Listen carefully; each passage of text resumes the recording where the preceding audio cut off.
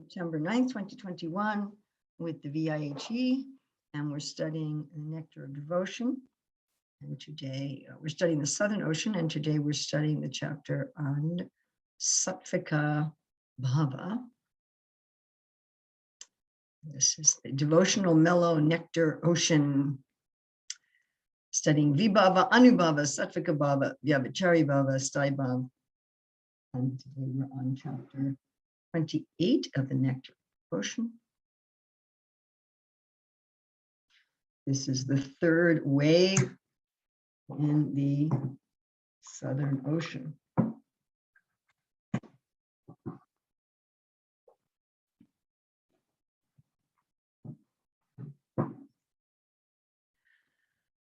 All right, and Srila Prabhupada defines this as existential ecstasy.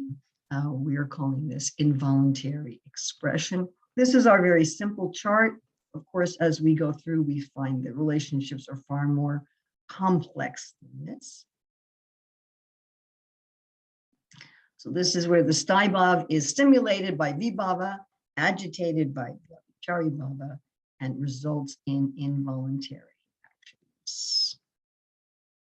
Okay, so a basic summary is when love for Krishna in the heart interacts with the life air in various ways, it produces involuntary symptoms in the body. There are types and causes of such symptoms, as well as reflections of such symptoms. And chapters divided up into the definition of Sattvika Bhava, types of Sattvika Bhava, the cause of Sattvika Bhava, the 8 Sattvika Bhavas, intensities of Sattvika Bhavas, and false forms of Sattvika. So we're going to look now at the definition. Now, to define Sattvika Bhava, first Rupa Goswami defines sattva. And I want to emphasize, and this cannot be emphasized enough, that this is not sattva guna. We are not talking about the material mode of nature called goodness. We're talking about something else. We're talking about Visuddha Sattva. We're talking about a state of sattva. And the definition here of sattva is the heart becomes overwhelmed by ratis. And Rupa Goswami is generally, and we'll get to this more in the chapters on Sthai Bhava, but he's generally using rati as a synonym for Sthai Bhava. So the heart gets overwhelmed by one's basic relationship with Krishna, either a direct relationship like servitude, friendship, parental, conjugal, or a secondary like wonder, joy, fear. And this results in a state called sattva. So when the heart becomes overwhelmed by one's basic relationship, this results in a state called sattva. The heart is being transformed by love. Okay? Simple definition. Heart is being transformed by love. This results in something called sattva. Now, why did Srila Prabhupada use the term existential ecstatic love? We had this, someone asked this question. Any questions about, we had other questions also about Srila Prabhupada's terminology. There's several times, it's at least 3 times in the Nectar Devotion, probably more, where Srila Prabhupada states that he really wasn't able to find good English words for translating. And as we pointed out before, Nectar Devotion was published in 1969. So at that point in ISKCON's history, Srila Prabhupada didn't have English-speaking disciples who were able to help him find suitable English words for these very difficult, very esoteric Sanskrit terms. And one of the difficulties we have with Nectar Devotion is a difficulty that Srila Prabhupada himself pointed out, was that it was difficult for him to find the right English words. Now, my own guess is that Prabhupada chose the word existential because Sattvika is based on this principle of sattva, and sattva means existence. So the ecstatic love that comes from existence. And that's my guess. All right.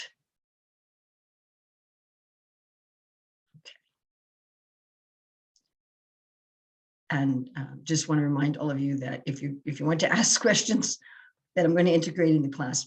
It needs to be done in the week before. Okay, so what's the difference between an Anubhav, which we studied last week, and a Sattvika Bhav?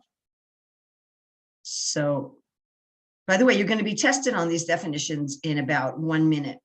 Woo-hoo. So, the transformations which arrive only from sattva are called Sattvika Bhavas. If a transformation in the body comes from sattva and intelligence, it's called an Anubhav, like dancing. So the heart's overwhelmed, the rati in the heart is overwhelmed and reaches this state of sattva, and it's like, I want to dance. But just becoming stunned, you're not saying, I'm going to become stunned. It just happens.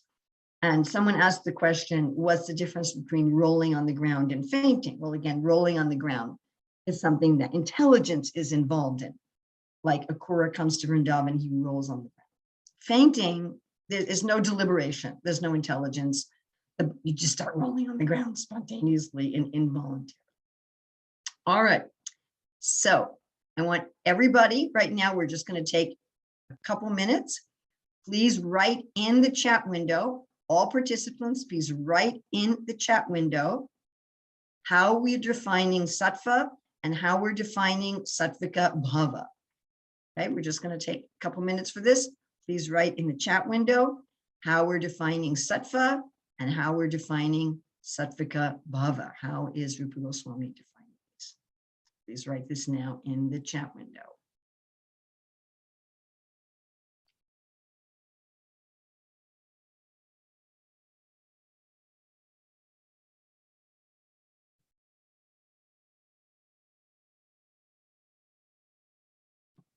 So define both, sattva, very nice, and sattvika bhava.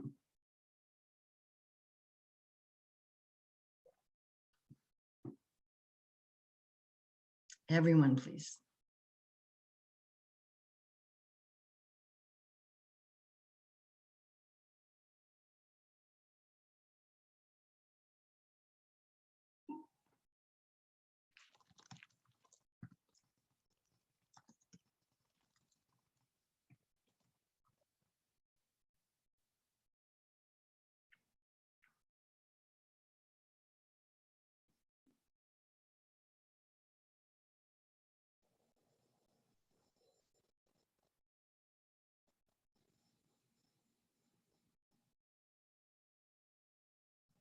Okay, we want to avoid the word goodness because, again, this sattva is not the mode of goodness. So just to, sattva is, yes, sattva is the state that happens in the heart when the heart gets transformed by love. Yes, yes, yes, yes, yes. Excellent, excellent.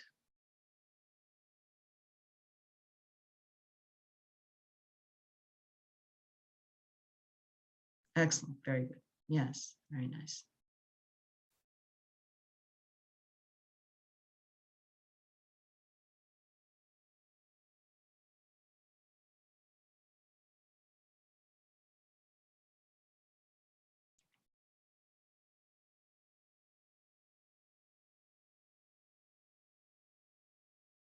Okay, everyone, please write in the chat.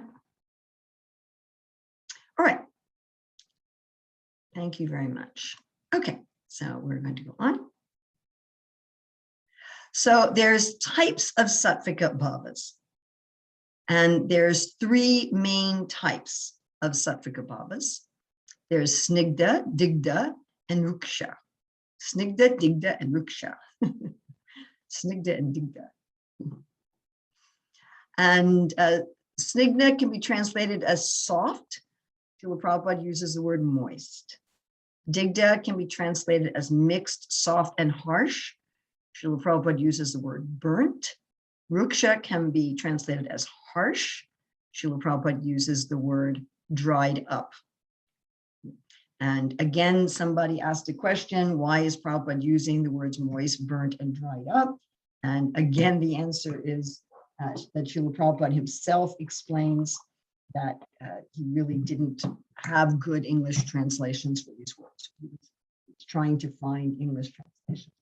Again, it was in 69 where he didn't have disciples who could help him with these translations. Also being 1969 means that Srila Prabhupada had not been around so many native English speakers for that many years, that we see the longer that Srila Prabhupada was working with people who are native English speakers. Obviously, the more adept his translations became, but these are difficult words to translate. Okay, so snigdha, it's experienced by devotees, and it's related to their sthai-bhav, or their basic relationship with Krishna, either a primary sthai-bhav, which is neutrality, servitude, friendship, parental conjuga, or a secondary, which is like joy, wonder, anger, fear, etc. Digdha, it's experienced by devotees who have a sthai-bhav with Krishna, but it's not directly related to their sthai-bhav. And ruksha is these symptoms, these sattvika bhava symptoms, but in people who don't have a relationship of love with Krishna. So it's a semblance. They have a ratyabhasa. They have a semblance of love for Krishna. And one may think, oh, that's a sattvika bhava, but it's really just a semblance of sattvika bhava. And we'll be getting into that in more depth. Okay, so first we're going to look at the snigdha sattvika bhava, soft or moist. So again, this is a sattvika bhava that comes from someone who has a basic relationship with Krishna, called the rati or the sthai-bhav.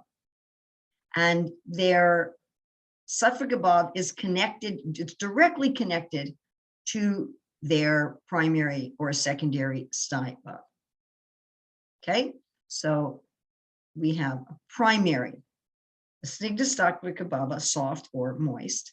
And primary is when it comes from neutrality, servitude, friendship, or conjugal love.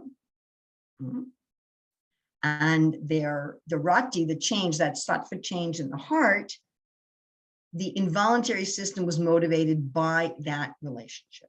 Okay, so Rupa Goswami gives an example of digdha, which means it's soft or moist, and it's primary. So it's both primary, based on a primary basic relationship. I know there's a lot of terminology here. And therefore it is soft and moist. And the example he gives is that Radharani was weaving a garland of kunda flowers, and when she heard Krishna's flute, she became stunned. So this is considered primary because it directly came from her conjugal relationship with Krishna. It was the direct manifestation of her conjugal relationship. Okay, now we're going to look at a snigdha sattvika bhava, soft, moist sattvika bhava, which is secondary. So it's coming from one of the secondary sthai-bhavas, one of the secondary ratis. It's still coming from rati, it's coming from a secondary rati. So this is the indirect relationships: humor, wonder, chivalry, compassion or lamentation, anger, fear, and horror about Krishna. So this is somebody who has rati for Krishna, but their involuntary expression was motivated by the secondary relationship. So here's an example. This is when Krishna went to Mathura, and Mother Yasoda was rebuking the king of Mathura, who could be explained as either Nanda or Kamsa. And her face turned red in anger. So the rati that was in her heart was a secondary rati. It was a secondary rati of anger. So it wasn't her primary parental rati, which is of course always there, but her primary parental rati was eclipsed in this moment by a secondary rati of anger, and it was the sattva coming from the secondary rati of anger that produced the sattvika bhava of her face turning red. Okay, let's look at this chart. So a snigdha sattvika bhava, a soft or moist, somebody has a primary sattvika bhava. They're stimulated by some vibhava, which gives rise to emotions. And those emotions can be either a secondary sthai-bhav or a vyabhichari bhav. And we will discuss later, when we discuss vyabhichari bhavs, we'll discuss later about the differences, and when we discuss sthai-bhav also. This produces a state of sattva. This sattva then gives rise to an involuntary expression of a sattvika bhava. So this slide really shows the relationship. What do we mean by a digda or soft moist sattvika? I mean a snigdha, sorry. Now we're going to digda. So digda is mixed, soft, and harsh. So here we're again starting with a person who is a devotee, who has genuine love in a basic relationship with Krishna. So again, we're talking about a devotee who has a relationship with Krishna of servitude, parental, etc. But the emotion that overcomes them is not coming from a sthai bhava. The emotion that's overcoming them is coming from something else. Now, just this very concept is fascinating, because what this concept means is that a nityasiddha, there's examples given of nityasiddhas, nityasiddha, kripasiddha, sadhanasiddha, or even somebody who's sadhaka, but who has already developed their rati with Krishna, at least to some extent, is going to also have emotions that are not coming from that relationship with Krishna. Interesting, isn't it? But that emotion appears along with the relationship with Krishna. It connects to the relationship with Krishna. This produces a sattvika bhava that's called digda, which Srila Prabhupada translates as burnt. We could translate as mixed, soft, and harsh. All right, here's an example. That Mother Yasoda had a dream about Putana appearing at night. We know it was a dream because Putana did not appear at night. And she got the sattvika bhava of shaking. Then she looked for Krishna. So let's look at this example. She began to shake because of seeing Putana in a dream. Now, digda doesn't have to have something to do with a dream. By the way, this slide is from the commentary of Jiva Goswami and Vishwanath Chakravarti Thakur. But the dream thing is not what's at issue. Someone asked that question. The point is that the sattvika bhava, the shaking, did not come either from her parental love for Krishna or from fear about Krishna. She was just scared about Putana. She was just feeling fear about Putana. So the shaking came from her fear about Putana, and then, oh, where's Krishna? Where's Krishna? So the rati came along with the sattvika bhava. So it's considered harsh, because digda means mixed, soft, and harsh. So it's considered harsh from initially not being connected with her love for Krishna, and saw from eventual connection with her love to Krishna. Now, eventual happens very fast. Okay, so further explanation. So a secondary rati of fear, which would have made this a snigdha rather than a digda, would be for Krishna's safety. So she wasn't afraid for Krishna's safety initially. Initially, she was just scared, you know, she has this scary dream where there's Putana and she's just scared. So the reaction to her dream, she started trembling, but she always has real love for Krishna. So even though the fear originally didn't come from her love for Krishna is always there. So it's a digda sattvika bhava. All right, so if we're going to contrast the snigdha, which is a soft moist, and the digda, which is mixed, soft, and harsh, with burnt. Okay, so in this digda, the shaking of her body came only from seeing the dreadful dream. And then it became attached to Krishna. With snigdha, Yasoda was angry, but this anger was directly due to separation from Krishna. So it was a secondary sthai bhava. This caused change of color and choking of voice. So it is called snigdha. Now, please pay very much attention, because we are also going to test you on this. You're going to be explaining this to a partner. So please pay close attention to this difference. Then we have the last category, Riksha Sattvika Bhava, which is also going to be later explained in the second part of this class as one of the Sattva Bhava abhasas, one of the semblance. It looks like a Sattvika Bhava. So this is people, they don't have a developed sthai bhava. They don't have developed rati. but they hear about Krishna, they're involved with Krishna, and they display some ecstatic symptoms. So this is called harsh or dried up. So these are materialistic people, somehow in contact with a devotee. They sometimes may show some crying or shaking or whatever. So these are people who have shadow or reflective ecstasy, which was defined in the Eastern Ocean of Bhakti Rasamrita Sindhu in 1344. Rupa Goswami explained people who have shadow ecstasy or reflective ecstasy.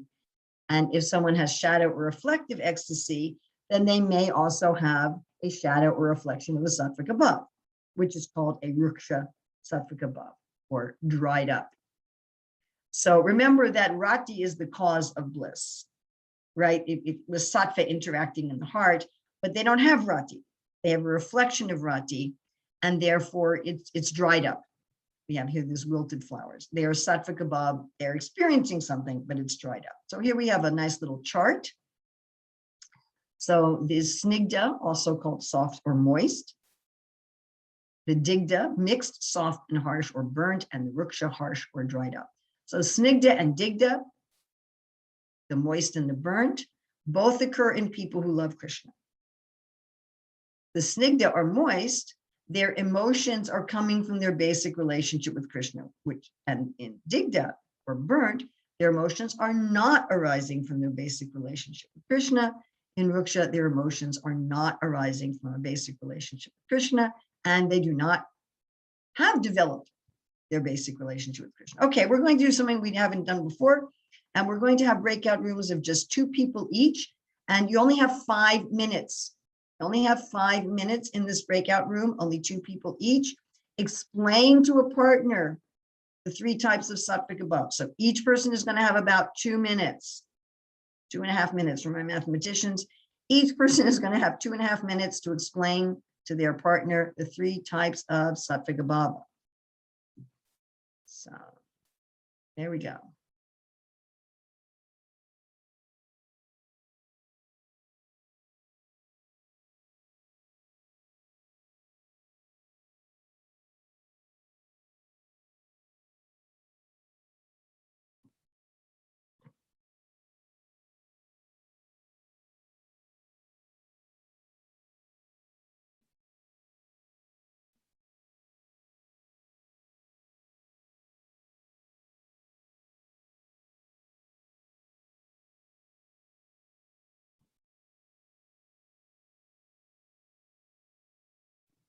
Please join your room. Otherwise, we have some people in the room by themselves.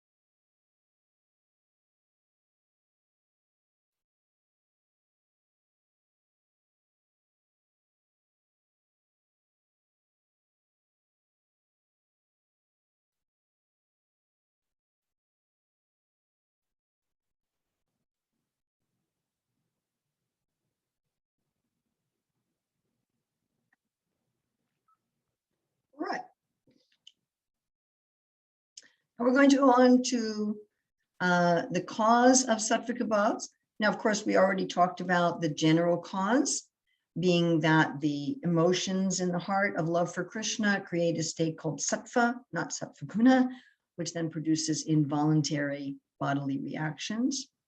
So the simple summary of the cause are emotions causing internal transformations that produce external effects. So this is a simple, and please again pay attention because we are going to have discussion based on the causes. So emotions causing internal transformation that produces external effects. Emotions causing internal transformation that produce external effects. Okay, so to get a little bit more technical, Rupa Goswami explains when the heart becomes overwhelmed with a bhava related to Krishna, it offers itself to the prana with force. The prana changes and disturbs the body, and then the sattvika bhavas become visible in the devotee's body. So this is a more detailed analysis that Rupa Goswami gives.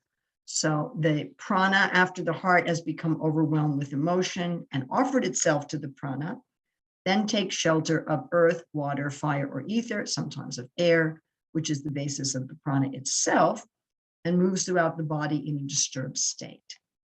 So Rupa Goswami analyzes that, and Shakti Swarupini, I hope you can change. We're just about to have a breakout room, and this is going to be 4 to 5 people each for 10 minutes. Yes, So Mataji, I'm ready. Very good, you are expert. Okay, so here Rupa Goswami has analyzed which element in the body in relationship that's being disturbed by the prana results in what sattvika bhavs. Now, we had a question for this class about, well, Rupa Goswami is scrutinizing, he studied all the revealed scriptures. Where did he get this system from? What scriptures? Was this his own realization? The answer is, we've mentioned before, but it bears repeating. This is from the system developed by Bharat Muni in relation to theater, in relation to drama. So the various transformations that happen in relationship to drama and in relationship to life in general. And Rupa Goswami is establishing this personal philosophy that in spiritual life, this is all there. So now Rupa does not, the question also arose that is there any explanation as to why in a particular case, the prana interacts with earth or with air or with space, and he does not. So why, when some person there, Rati, becomes transformed into sattva, then the prana gets disturbed. And for them, the prana interacts with water and they cry. For someone else, the prana interacts with fire and they change color. He does not explain what causes that. And he does explain some emotional cause and certain sattvika bhavs, but any emotional cause can cause any sattvika bhavs, and there can be a whole plethora of sattvika bhavs that happen. And of course, this happens on a subtle level. Okay, what we're going to discuss now in breakout rooms, please listen very carefully. I'm going to go into breakout rooms for 10 minutes, and we're going to talk about the similarity and the difference between these symptoms in material and in spiritual life. Because in material life, people faint, they sweat, they cry, they get goosebumps. I mean, this happens in material bodies. All of these symptoms happen in material bodies from material causes. And here we're talking about these symptoms happening from spiritual causes. So what's the same and what's different? And you might also want to bring in, someone asked the question of, well, don't pure devotees also have these symptoms from material causes? I mean, a pure devotee with rati might just shiver because the temperature is cold outside, right? So there might be some completely external physical cause, even for a devotee. Okay, so we're going to go now into breakout rooms for 10 minutes. What's the same and what's the difference between these symptoms in material life for materialists and these symptoms for pure devotees in spiritual ecstasy? Okay, so we can start the groups.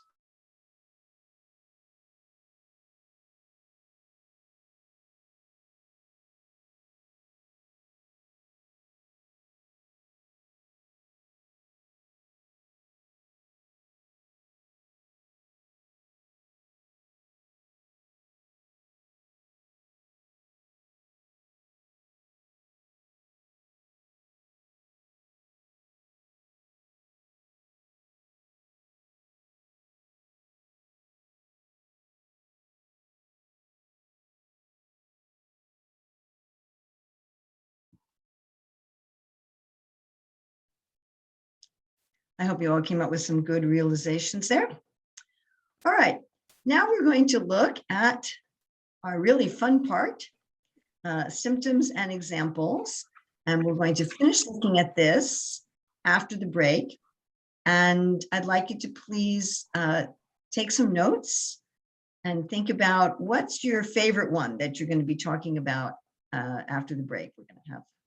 After the break, we're going to discuss some more, and then we're going to get a group and we're going to talk about what's our favorite one, what pastimes are connected with that favorite one.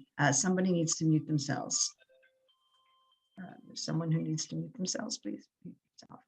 Thank you. All right.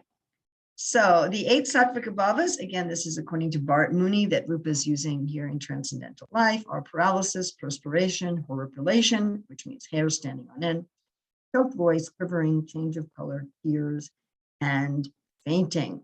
All right. So paralysis, stamba, which also means like a pillar. So this can be caused by ecstatic joy, fearfulness, astonishment, lamentation, or anger, immobility of the action and knowledge acquiring senses. Now, somebody asked a question about, some of these sound like they're secondary sthai-bhavas, these emotions, and some of them sound like they're vyabhichari bhavas. Which are they? And the answer is they can be either. And yes, there are secondary sthai-bhavas that have a similar name and similar quality to a vyabhichari bhav. We will be discussing differences between secondary sthai-bhavas and vyabhichari bhavas later when we look at the section on vyabhichari bhavas coming up next week. And we look at the secondary sthai-bhavas in a few weeks. But these emotions can be either one. All right, here's an example, paralysis from joy. Rupa Goswami, he gives this paralysis can happen from joy, fearfulness, astonishment, lamentation, anger, and he gives an example of each. So the damsels of Raja, after pastimes of laughter, humor, and exchange of glances, used to follow him with their eyes, and thus they sat down with stunned intelligence and could not finish their household duty. From Bhagavatam 3:2-14. Paralysis from fear. Devaki, seeing Krishna surrounded by the wrestlers in the wrestling arena, she became stunned. Paralysis from astonishment. 2 examples. Lord Brahma seeing when the cowherd boys and calves manifested as Vishnu, and the residents of Vrindavan seeing little Krishna holding Govardhan. Now, someone asked a question here about the verse from Bhagavatam 10:13-56, being quoted here by Rupa Goswami, that Lord Brahma became like a clay doll. So in other words, he was animated, right? He was in a normally animated state. And then his astonishment, his wonder that this mixed within his heart produced this stunned state. And in his stunned state, he looked like a clay doll. So this is similar to saying when the gopis saw Krishna go to Mathura, they looked like painted pictures. All right, we have paralysis from lamentation. The demigods seeing Krishna enter in Aghasura became stunned out of lamentation. Again, this could be either a vyabhichari bhav of lamentation or a secondary sthai-bhav of lamentation. Paralysis from anger. When Aspatama began to shoot arrows at Krishna, Arjuna, although normally he was very hasty to respond to an enemy, but he became motionless because he was so angry at this enemy of Krishna. Okay, now how did the clay doll become silent before the village deity? Well, the village deity was the Lord as Vishnu forms, and so therefore Lord Brahma became silent like a clay doll. So just like a little child might bring a doll in front of the deity. So when Lord Brahma saw the Lord, he turned into a clay doll, basically, by his astonishment. Okay, we have perspiration that can come from joy, fear, or anger. So perspiration from joy, Radharani pierced by Cupid when she saw Krishna. Perspiration from fear. Now this picture is of Jatila, but this story is Raktaka, Krishna's servant, who he saw Krishna disguised as Abhimanyu. He thought it was the real Abhimanyu. He starts rebuking him, you rascal. And then he realized, oh my God, I'm rebuking my master Krishna. And Raktak has somewhat of a reverential relationship with Krishna in servitude. And so he started perspiring. It's like, I've offended my master. Garuda didn't want to interfere with the Govardhan Lila, but he was really afraid. He was afraid. I want to interfere with the Govardhan Lila, but I can't. Krishna will be angry with me if I interfere with the Govardhan Lila. So he was perspiring out of fear. Okay, standing of hairs on end, horripilation, which can be caused by astonishment, joy, chivalry, or fear. Again, these can be Vyabhichari bhavs or sthai bhavs, and it's horripilation, hair standing on end, and a sense of thrill. So this is example from astonishment is Mother Yasoda's hair stood on end when she saw the universal form in Krishna's mouth. Another example from 10:13:10, the gopis saying that the earth's hairs were standing on end, either from Vamandev having stood on the earth or from Varaha having picked up the earth. Hair standing on end from chivalry. Sri Dhamma was anxious to fight with Krishna when Krishna blew his horn, and so his hair stood on end. From fear, when Arjuna saw the universal form, his hair stood on end. Choked voice that can come from sorrow, astonishment, anger, joy, or fear. So from lamentation, Radharani, her voice was faltering when she asked Yasoda, don't let Akrura take Krishna to Mathura.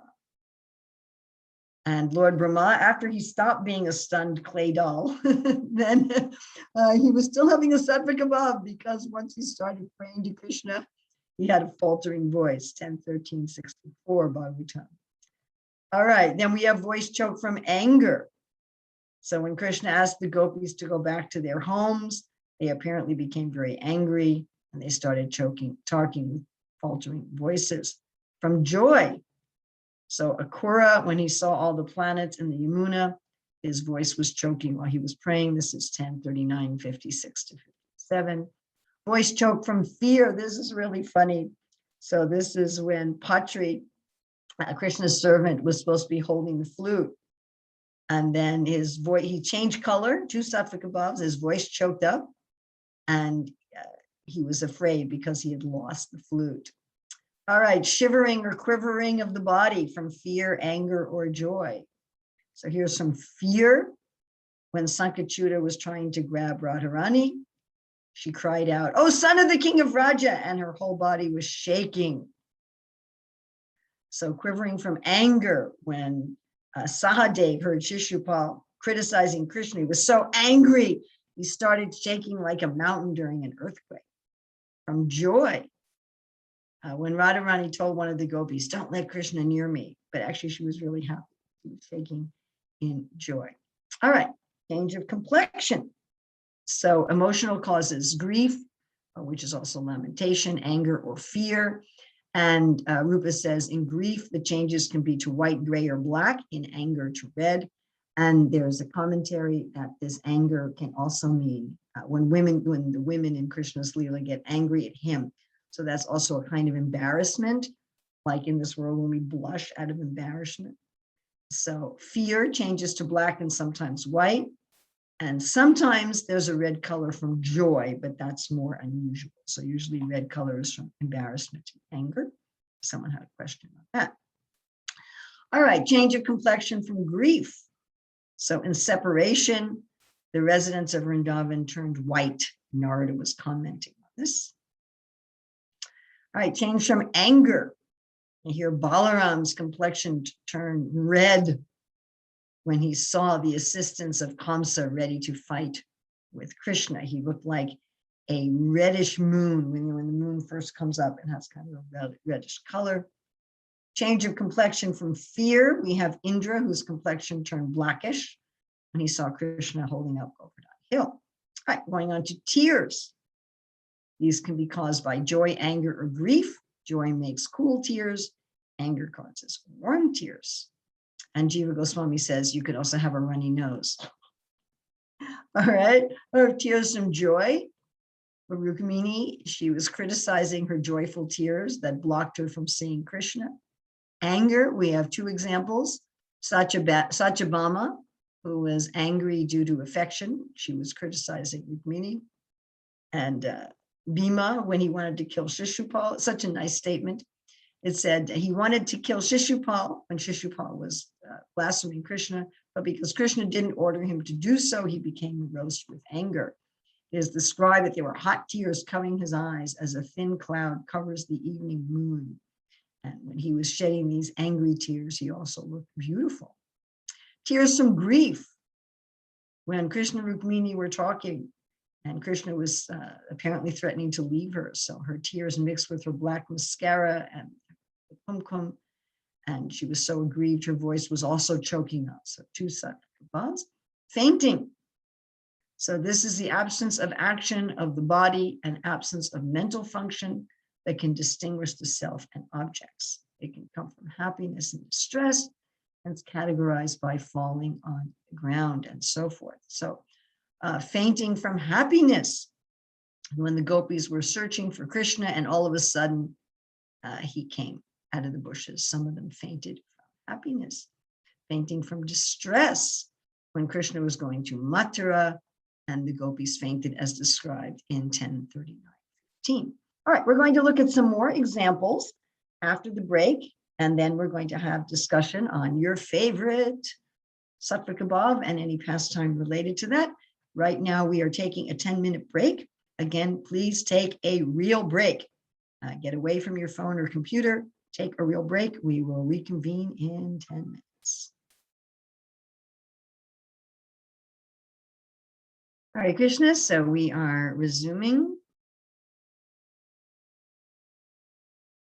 All right, now, like I did before with the Anubhavs, I thought it might be useful to look at some other parts of the Nectar Devotion to see about Sattvika Bhavas related to specific Sthai Bhavas.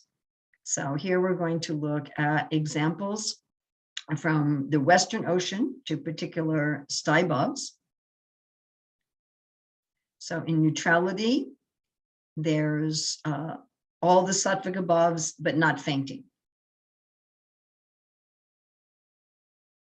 In servitude, friendship, and conjugal, the devotees experience all the Sattvika Bhavas. Now, what's particularly interesting is that in parental, there is an extra Sattvika Bhava for the ladies in parental, and that is spontaneous flowing of milk from their breasts. All right, now looking at the Northern Ocean, are there specific Sattvika Bhavas related to specific secondary Sthai Bhavas? So for the secondary Sthai Bhava of wonder, there's paralysis, tear, and hair standing on end. And these pictures are again of examples given in that section. For the secondary Sthai Bhava of fear, all of the Sattvika Bhavas except for tears.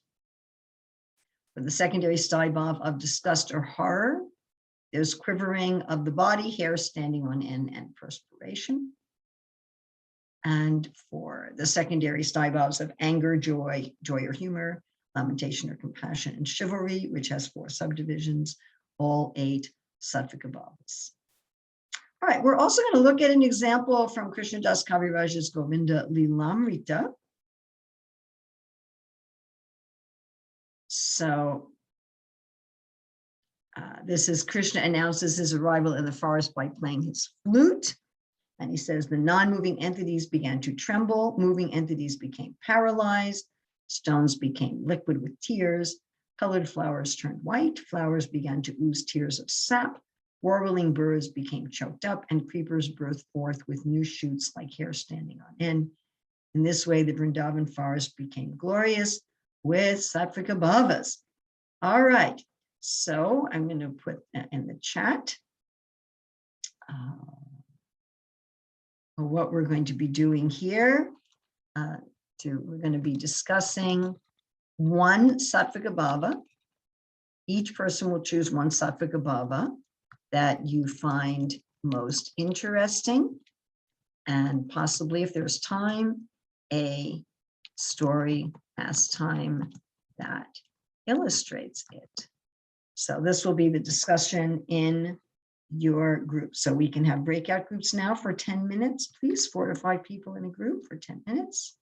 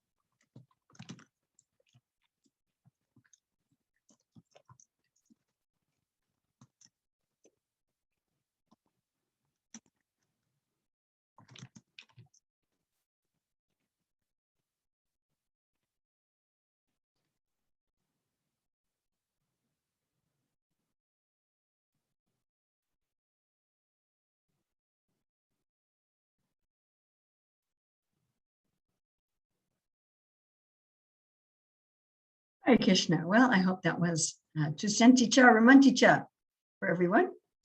Okay, now we're going to return to the Southern Ocean third wave, and we're going to look at the intensity, of the Sattvika Bhavas. And again, we're going to have a group discussion on this, so please take some notes. All right, so there's three ways of looking at intensity. One is how long the Sattvika Bhava lasts for. Does it last for just a second? Does it last for an hour? And how pervasive is it in different parts of the body? You know, is it just your hair is just standing on end on your arms, or is it standing on end on your whole body? And the nature of the Sattvika Bhava itself, how much that nature is being exhibited. Now, regarding pervasiveness, tears and choking of the voice are localized. So if someone's crying or their voice is choking, how are we going to look at intensity in terms of pervasiveness? And if tears are accompanied by swelling of the eyes, whiteness of the eyes, and the pupils become colorful, then crying is considered pervasive. If the voice is breaking, becoming weak, and fluctuating in tone, then is considered pervasive. Okay. All right, then degrees of intensity. Talked about intensity, pervasiveness, and the essential nature. So intensity is defined as smoky, luminous, brilliant, and very brilliant.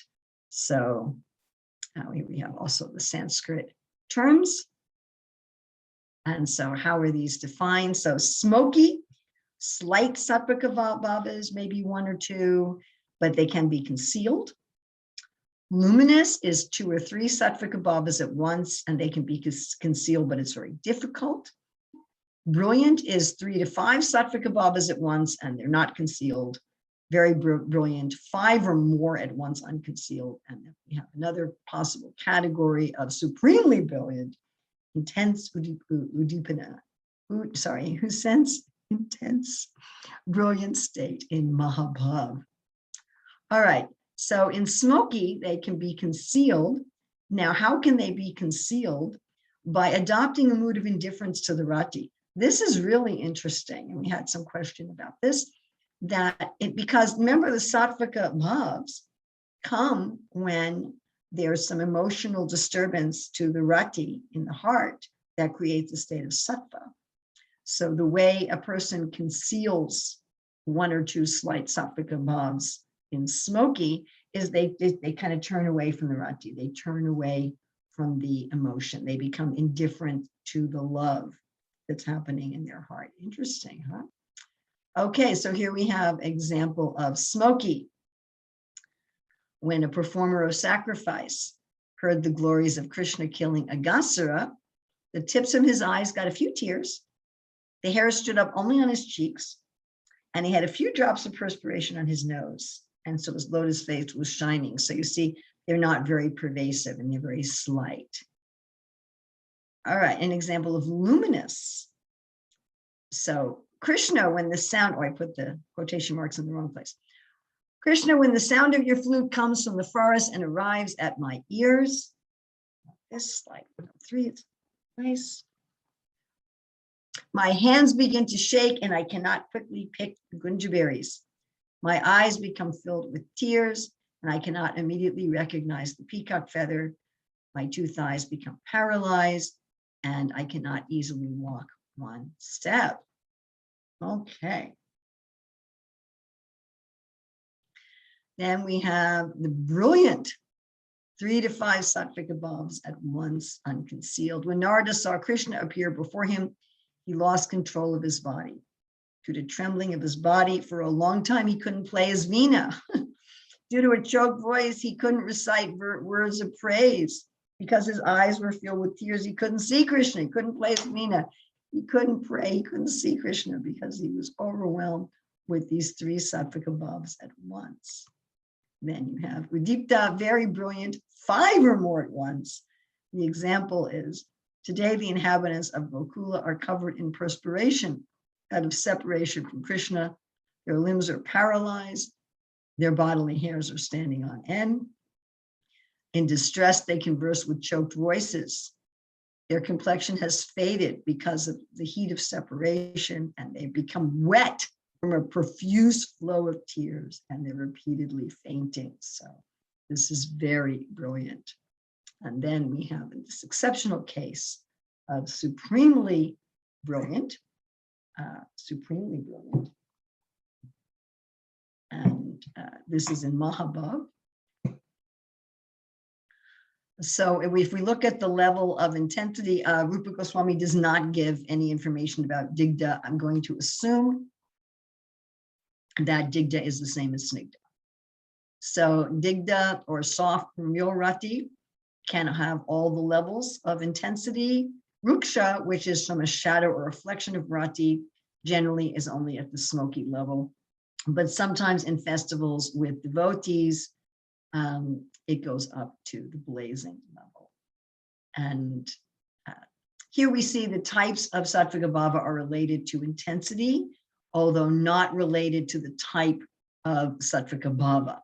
So someone asked that question. It's not that the different Sattvika Bhavas can have different levels of intensities. It's related to these types. Okay, we've got another 10-minute breakout group. Now here we're going to discuss, and I'll put it in the chat, what we're going to be discussing here. So we're going to discuss why and when a devotee would want to hide ecstatic symptoms in this world and in the spiritual world. So why would someone in the spiritual world want to hide their ecstatic symptoms? And you can also discuss situations where the ecstatic symptoms are so great that they cannot be hidden, and why such situations occur. Okay, so this is what you're going to be discussing in your groups. We have 10 minutes. So if we start the groups now.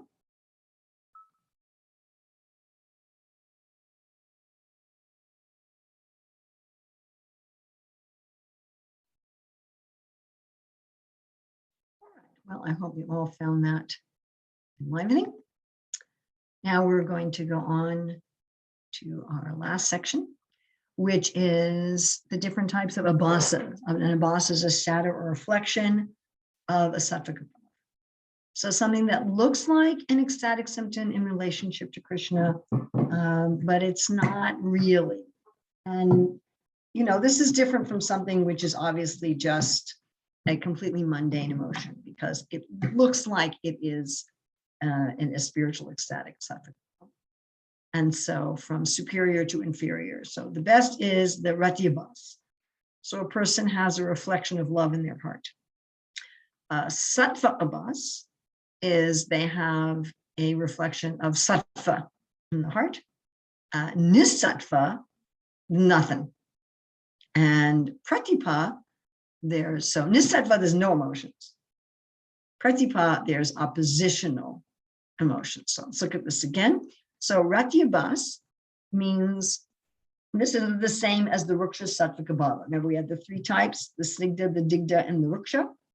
right? The moist, the burnt, and the dried up. So this is the same as the dried up, Ruksha Sattvika Bhava.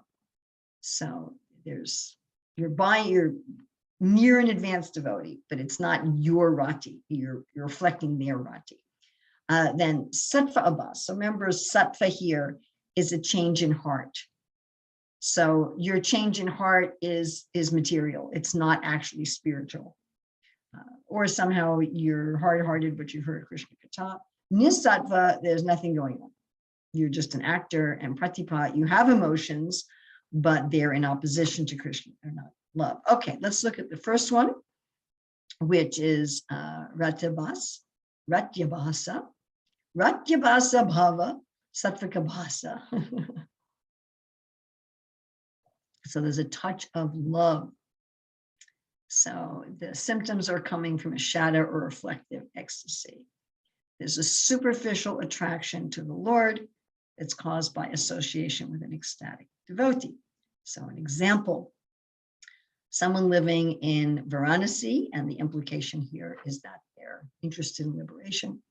They glorified the qualities of Hari repeatedly in the assembly of sannyasis, and doing so, their hair stood on end and their eyes moistened with tears. And Prabhupada notes that chanting of Hare Krishna is so nice that it will eventually melt even the heart of impersonalists. So there's some semblance of some reflection of a rati. All right, let's look at the Sattva Bhasa Bhava Sattvika Bhasa. This is a touch of emotion. So the other was a touch of love. This is a touch of emotions. So they have a soft heart. They have a naturally, materially soft heart. They're overcome with a trace of joy or astonishment. That's the first possibility. Second possibility, they're actually hard-hearted, but they're around devotees of the Lord, and so they sometimes cry, Prabhupada says. So the example given is in festivals of chanting. Rupa Goswami gives this, Prabhupada gives this example. In festivals of chanting, whether their heart is naturally soft or whether their heart is naturally hard, they can show these reflections of ecstasy. And we've seen this, right? We take out the Harinam party, a big Harinam festival, and some people will display ecstatic symptoms. The example given here is when staunch logicians, without any trace of devotional service, without actually understanding the transcendental glories of the Lord, sit down to hear the glories of the Lord, they appear to be melting and shedding. All right, now the nisattva.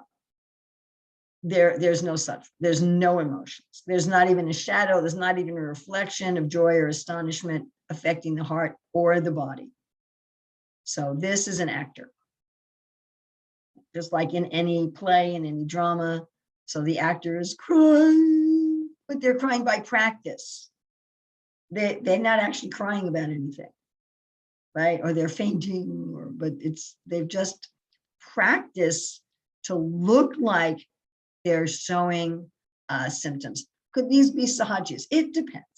So some sahajiyas are going to be engaging in this just theatrical display, and some sahajiyas probably have an abhas of rati or an abhas of sattva. But some of them are practice actors, and a practice actor is generally a cheater. They want to look like they're an advanced devotee. You know, it's just when Prabhupada talks about professional reciters, you know, I remember reading about this very famous Christian. He was a great Christian preacher, and that was how he lived. As a Christian preacher, that was his livelihood. At one point, he decided that he didn't believe in God anymore. He became an atheist, and he didn't know what to do. So he was going on preaching Christianity while being an atheist. And then his wife said to him, if you can be a professional Christian, why not be a professional atheist? And then he started preaching atheism as vigorously as he has preached Christianity. And he made his living that way. But at least for some time, he was preaching Christianity, whereas internally he was an atheist. So that's this sattva. Okay, then we have the pratipa. Pratipa is, these are people who have something to do with Krishna. They may be in Krishna's pastimes, and they have some emotions that appear to be in relationship with Krishna, but they're against Krishna. So an example is Kamsa. This is from anger, can be from anger or fear. Red lower lip and trembling upper lip. Kamsa's face looked like the sun red with anger. But these emotions are not coming from love. Another example of fear is the wrestlers. Seeing Krishna in the arena, the wrestler's face turned pale. Drops of perspiration appeared on his forehead. It seemed that his forehead, like a conch shell, was offering arghya with great reverence to the goddess of liberation who had just arrived in front of him. Such beautiful poetry. One of the participants wrote to me about the incredible Sanskrit poetry in the Bhakti Rasamrita Sindhu, all of the alankara, all of the poetic ornaments, both in the verses that Rupa cites and in the verses that Rupa writes. So the wrestlers may appear to be having Sattvika bhavas in relationship with Krishna, but they're not. They're actually against Krishna. All right, so I want to discuss why Rupa is bringing up these false forms. What's the practical value in our lives? So this is not going to be a breakout group. I want to just open this up. We don't have a lot of time, but just anybody, if you want to raise your hand and suggest what's our practical value in knowing these semblances of the Sattvika bhavas. So Rupa's brought up these 4 semblances. Okay, Rupa, yes. So one important point is that we're seeking her higher association. And perhaps when we're starting out, we're even seeking a guru. So we might be impressed by somebody because of their symptoms. And this is actually, this is one of the reasons why actual devotees often try to conceal their symptoms, because someone can do that, like for instance, the practiced acting can be to attract followers. But on the other hand, it may happen truly. So then, then if we're able to understand what makes it, true and what makes it a semblance, then that will help us to find our association. We're supposed to find association, which is snigdha, sajatiya, and shresht. So, like-minded, senior, and affectionate, and the snigdha might even include that, if we see that they have these snigdha symptoms, then that might be attractive to us. Thank you. Kasturika. Could you advertise before me? That's okay. Yeah, you're a little warbly, but. So I was thinking of how it can act as a checkpoint for us. Especially in the beginning of our Krishna consciousness, I keep hearing that we devotees often have the symptoms of pure devotee syndrome. They think that they're pure devotees already, but the consistency is missing. But when we can check with the pure devotees how they're consistent and how their practices are. Yeah, so thank you for the opportunity. Yeah, that's very insightful. Alita Apratimai. Hare Krishna. Even mine was the same point, that we don't consider ourselves to be very elevated, like that of the pure devotees. And it's also to safeguard ourselves and the other innocent devotees from the show makers, so that they don't exploit the devotees. Okay, thank you. Chaitanya Prema Prabhu. Yeah. This enables us to know about God. And therefore, we know how much energy we need to put in order to go ahead. Actually, we are stagnated, or myself, I'm not very advanced, but there are truly advanced devotees who are far ahead of me. Therefore, it makes me become humble also. That yes, I'm not yet. For instance, when you go to Vrindavan, you see devotees doing parikram, Govardhan parikram, offering obeisances and putting stones. I'm working with food, and sometimes I wear slippers because I see that I'm very, very far away. I've not even started comparing myself to them. So it's a booster. it serves as impetus for me to become more serious in my devotional service. That's Hare Krishna. wonderful.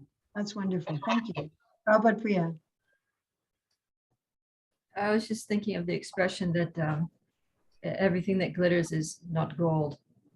So yeah, when we see these symptoms, it's not necessarily the state of, it's actually like transcendental Sattvika Bhavas, but whether in others or in ourselves too, we should, reflect on it a little analytically and see like where it's really coming from and whether it's the real thing or not. Very nice. Thank you. All right. So we have discussed now the definition of a Sattvika Bhava, what is sattva in the heart that transforms into these involuntary expression, the types, the snigdha, digdha, and the ruksha. The cause, we talked about how the sattva in the heart mixes with the prana, transforms the prana. The prana then goes throughout the body, and depending on what part of the body it interacts with, it creates these symptoms. We talked about the 8 different Sattvika Bhavas, such as paralysis, and tears, and trembling, faltering of voice. The intensity, that it can be smoky, just 1 or 2 slight Sattvika Bhavas that can be concealed, all the way up to very brilliant 5 Sattvika Bhavas that cannot be concealed. And we talked about 4 false forms: a semblance of love, a semblance of emotion, the actor, and the enemies. And here we have again a very simplified chart. It's far more complex than this, but our very simplified chart of the Southern Ocean. Okay, so I want us first to take a couple minutes to write in our, and then we're going to have a little bit of time for open questions. So if you can just take about 2 minutes to write in your reflective journal, what are your reflections? What have you learned from the Sattvika Bhavas? So we're going to just take 2 minutes for that. Please write your reflections or learning from this section on Sattvika Bhavas. So 2 minutes for that, and then we will have some time for open questions.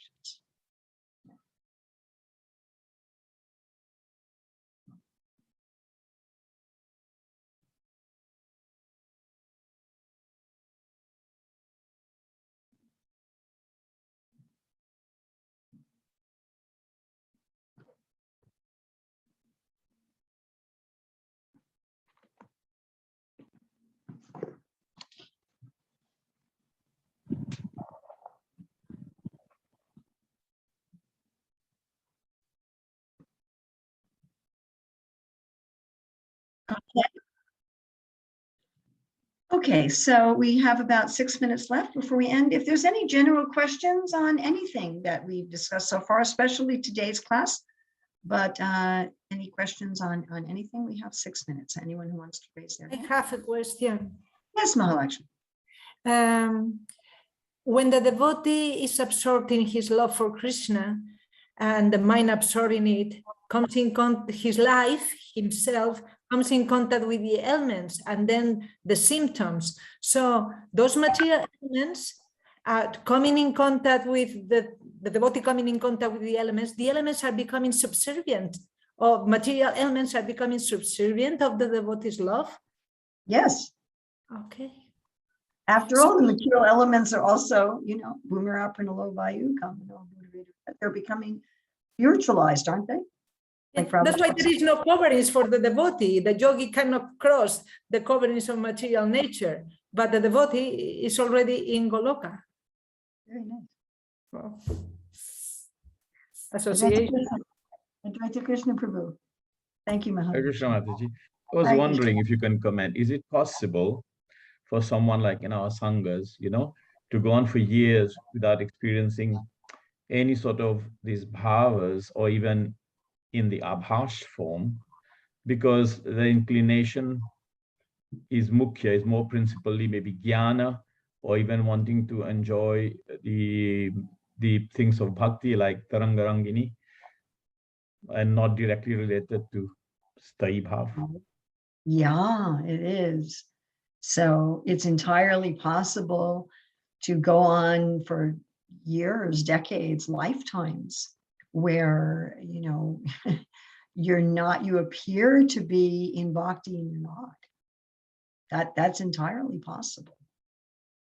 You know, it's unfortunate, but it is entirely possible. And if a devotee notices that, then they should, this is stated in the Bhagavatam, right? Those who are hard-hearted, even though that there's no change in the heart, even though they're engaged in hearing and chanting about the Lord. So that we should, I mean, at least we should have some abbas sometimes. Yeah.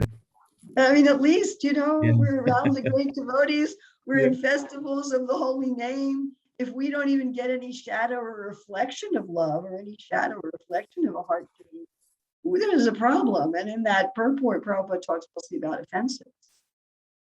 You know, that if we're committing offenses, then It would be so sad. it is very unfortunate. My own personal experience with devotees is if they go for too long, if any of us go for too long without experiencing any spiritual emotions, then we'll try to enjoy the material rasas.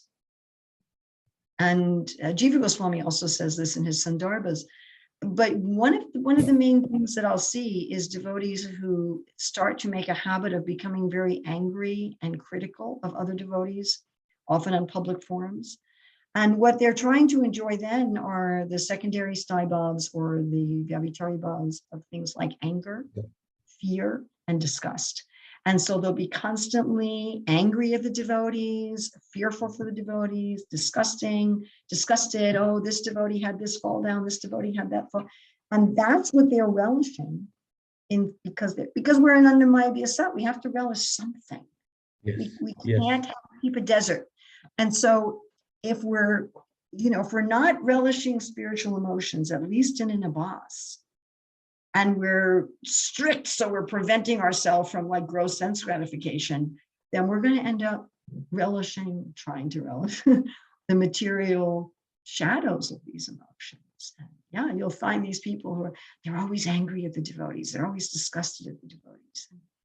This is so deep, Mataji. This is so deep Yeah. because it also makes us think, oh, we could be on the size of Mushtika and Chanura and Kamsa. That's right. Yeah. That's right. This is That's deep. right. Thank you.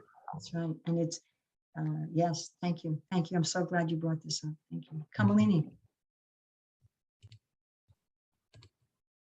So one thing I'm thinking, there could be a danger, the other side, that somebody is genuine and we are judging them as being, you know, an actor or whatever. But besides that, what about, you know, like there's some devotees that are like incredible orators. They're great speakers, very entertaining, very engaging. Then I look at their life. And, you know, and also kirtaniers, especially amongst our younger generation, there's incredible kirtaniers. When you're in their kirtan, it's very inspiring. You feel like really present. But I know their lifestyles, and I know many are not chanting 16 rounds, although they vowed to do that. For example, you know, and other lifestyle, spending a lot of time watching movies, televisions, going to the restaurants. You know what I mean? So what about that? Like, you know, like we're being like judging, like kind of observing, right? We're trying to observe what are the symptoms. So what do you say to that? Well, I think you brought up two very important points. The first point is that we could assume someone's a pretender when they're not. Mm-hmm.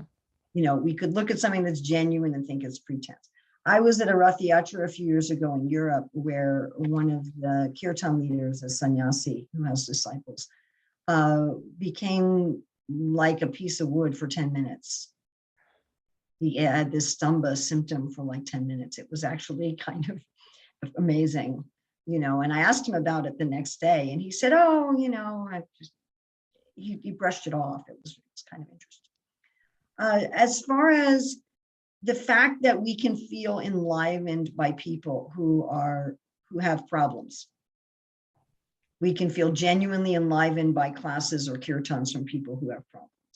That doesn't mean they're pretenders. It just may mean that they're not that mature. Mm-hmm. And there's a statement in Chaitanya Charitamrita, some people preach nicely and don't behave properly. Some people behave properly but don't preach nicely, and other people do both. And so we're always going to find that. We're always going to find people of high behavior who don't preach much, they don't lead kirtan, and then people who are very excellent preachers and still they have some anarthas. I'd like to refer you back to, in the Bhava section, that one of the Alambana Ashraya is the Sattvika, who's a Majjhima devotee and who has developed some rati for Krishna. They have some awareness of their Staibhav, but they still have anarthas. Prabhupada puts it that they're not free of the material impasse. Rupa says they still have anarthas. And those people can act as a stimulus in ecstatic love, even for the Nityasiddha devotees.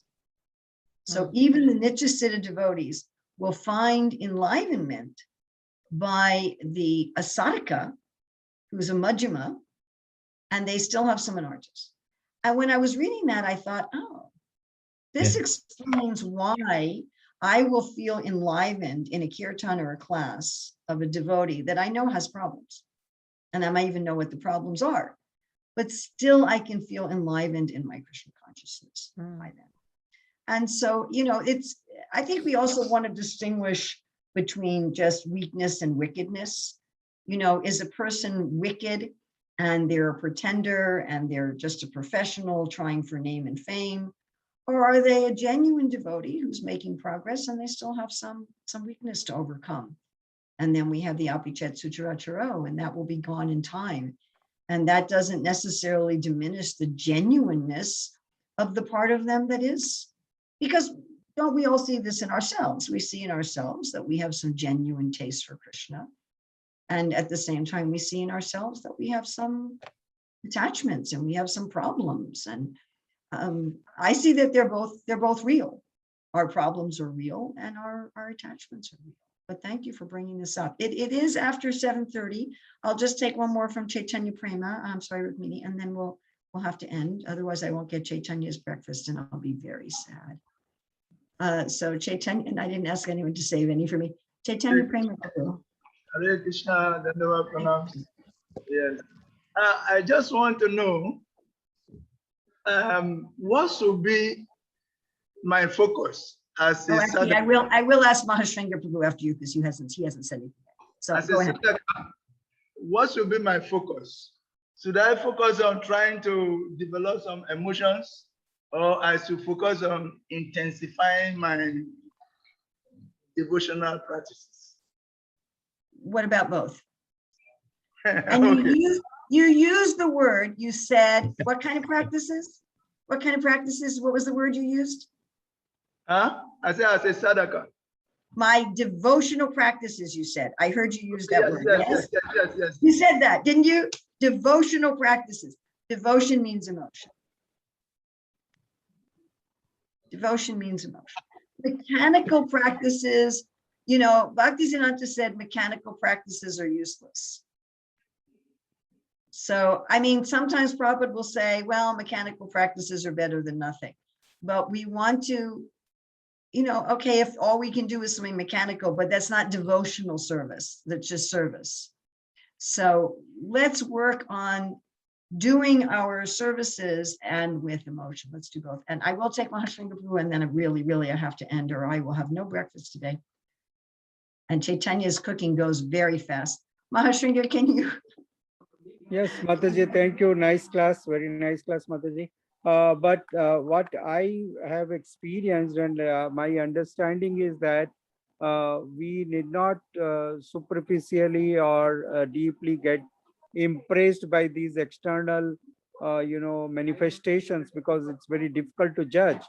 But as Mataji mentioned, and we need to see the lifestyle, and the lifestyle carries a lot of weightage, and this is a spontaneous thing, which is why shall we try for it? Once we are sincere and serious, it will obviously it will manifest. It will, when the heart will melt and the heart will be soft, and will have the devotional qualities, then this is obvious that it will manifest. So this is my simple understanding. Maybe if I am wrong. No, Thank no, you. this is, you hit the nail right on the head. And sounds like you have somebody playing drums on pots. Yeah. You hit the nail right on the head. And Rukmini also brought up that this is a comprehensive system. We're not just looking at the Sattvika bhavs. We're looking also at the Anubhavs. And she mentioned the Anubhavs in the previous. So this is a whole comprehensive system. All right, we've gone a few minutes over in our enthusiasm. So thank you very, very, very, very much. And again, any way in which any good that you've seen in this is due to the mercy of Srila Prabhupada and Srila Rupa Goswami. And any faults here are my own. Please do not take up any of my faults. And thank you very much. And we will see you next week with the Vyavitari Bhavs. Srila Prabhupada ki jai, Srila Rupa Goswami ki jai. Bye. Thank you very much.